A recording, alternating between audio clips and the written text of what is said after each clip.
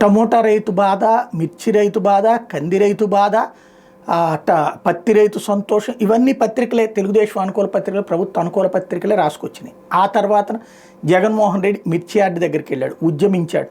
గతంలో 20,000, 25,000 దాకా వెళ్ళినటువంటి మిర్చి ఈ ఏడాది 10,000, 11,000 దగ్గరే పోతుంది అన్నటువంటి విషయాన్ని అక్కడ ఉన్నటువంటి రైతులు జగన్కి చెప్పుకొచ్చారు. ఆ తర్వాత జగన్ నిలదీయడం, నినదించడం, ఆ తర్వాత జగన్ వెళ్ళిపోయిన తర్వాత దాని మీద ఆల్రెడీ అంతకుముందే రివ్యూ చేశామని, ఆ రోజు కూడా ప్రధానికి లేఖ రాశామని, ఆ తర్వాత వెంటనే కేంద్ర మంత్రులతో మాట్లాడినటువంటి చంద్రబాబు బాధ్యతాయుతమైనటువంటి పాత్ర పోషించారు. అందులో భాగంగా కేంద్రం ఇప్పుడు 25% మిర్చి కొంటానంటుంది. అయితే 25% మిర్చి కూడా ప్రభుత్వం కొనివ్వాలంటుంది. మొదట రాష్ట్ర ప్రభుత్వం పెట్టుబడి పెట్టాలంటుంది. ఆ తర్వాత ఆ గ్యాప్ అంటే ఫర్ ఎగ్జాంపుల్ 10,000 రూపాయలకే అక్కడ కనుక బ్రోకర్ కొంటుంటే 11,700 రూపాయల చిల్లర ఏదైతే ఉందో అంత ఆ మధ్యలో వచ్చిన గ్యాప్ని ప్రభుత్వం భరిస్తానంటుంది.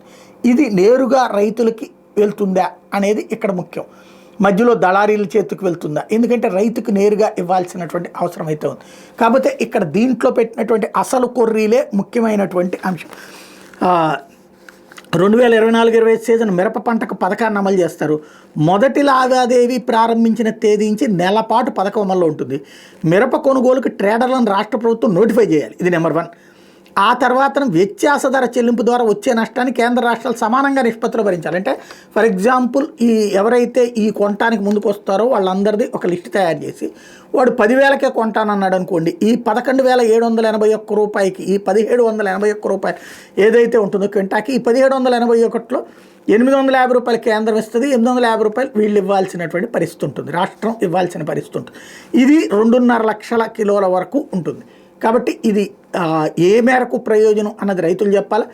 వాస్తవంగా మిర్చి వ్యాపారులు కానీ మిర్చి రైతులు కానీ మన వీడియో ఫాలో అయ్యేటటువంటి వాళ్ళు కింద కామెంట్స్లో ఎక్స్ప్లెయిన్ చేయొచ్చు.